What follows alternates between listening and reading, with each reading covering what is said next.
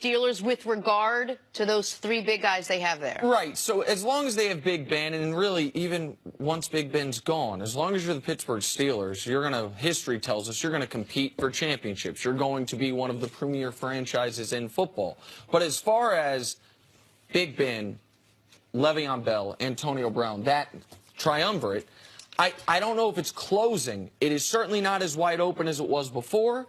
And I would say this, I think they will look at that era and they will likely say our best chance to win a Super Bowl was last year and we blew it. They were building towards it on a logical track. 2014, they lose in the wild card round. 2015, they lose in the divisional round. 2016, they lose in the AFC Championship. They had gotten a step further each year going into last year. You thought, okay, you make the Super Bowl. If you have health, they mostly had health aside from Ryan Shazier. If you have a good record, okay, well, they tied for the best record in football. Like, they had all these things working for them, and then they don't show up in the first half of a playoff game, and it's all for naught. So I don't think the window's closed, but it's not nearly as open as it was going into last year, and I wonder if it will ever be as wide open as it was for them last year, CC. They still have an opportunity. When you have an elite quarterback in Ben Roethlisberger, you're going to have an opportunity. You talked about the franchise.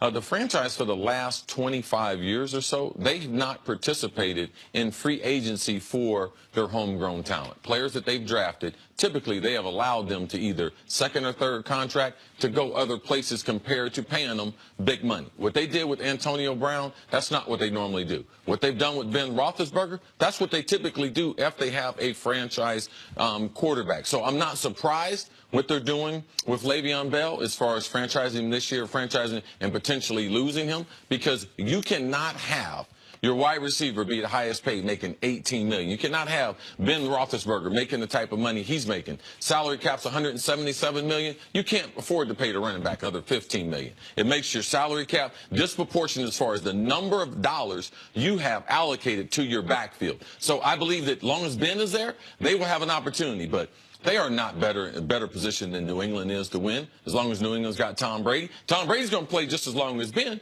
And listen, Jacksonville beat them twice. So that team in Jacksonville has a lot of confidence going against the Pittsburgh Steelers. So if you look at who they're going against, maybe the window might change. But as long as they have Ben, I believe they have the chance to win any of those games. Cece, you mentioned that once you pay Antonio Brown that type of money, you can't have the highest paid wide receiver on a long-term contract and the highest paid running back on a long-term contract. Not unless you have your quarterback on his rookie contract, right, or he's some backup that you're not paying the lot. Not when you have a franchise quarterback making a bunch of money. So the Steelers knew that, and the Steelers made the conscious choice then when they decided to give Antonio Brown that deal. Okay, he's getting the deal. De facto, Le'Veon Bell isn't. That's a decision that I believe you agree with from their perspective, prioritizing Brown over Bell. I know there are some things that people might not know about Antonio Brown, his work ethic, things that he does within the confines of the team. He's the hardest worker on the team.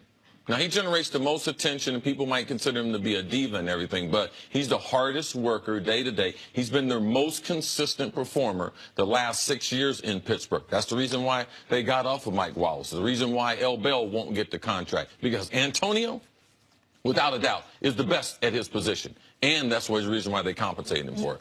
Can L. Bell go get that money somewhere else? Is he good enough right now with what he's got left? What is he, 26 right now? 26. To go get a multi-year, 3, 4, 5-year deal and make that kind of money? Yeah, for a loser. For a losing team, not no winning team. No winning team can afford to pay a running back $13 to $15 million a year.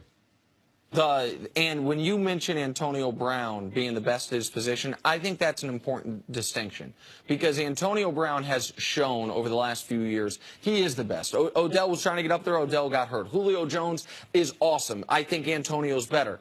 L. Bell is one of the best at his position. He doesn't have, and L. Bell also obviously has the suspension issues in his past. And it's a position that, if you look at how long you can play, it is one of the shortest tenured positions that you can have in the NFL, being an elite running back.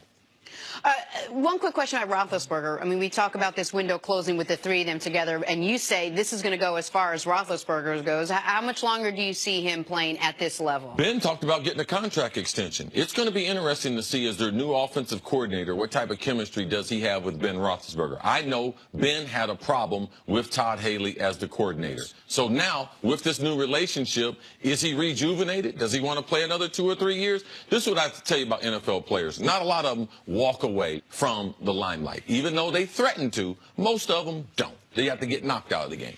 All right, we're going to take a break. Coming up, can the Rockets take the regular